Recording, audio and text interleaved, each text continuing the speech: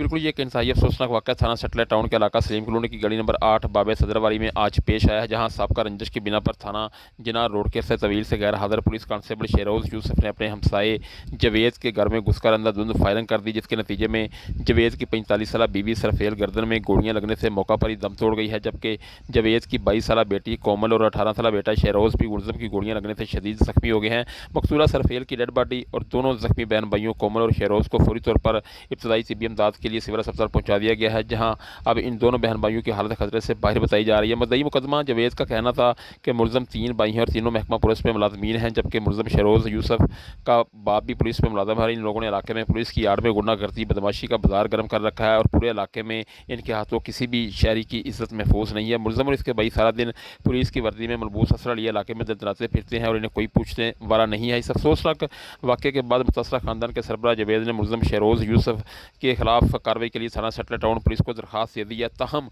मुलज़म जो है वो इस वाक़े के बाद मौका से फ़रार हो गया है। जी।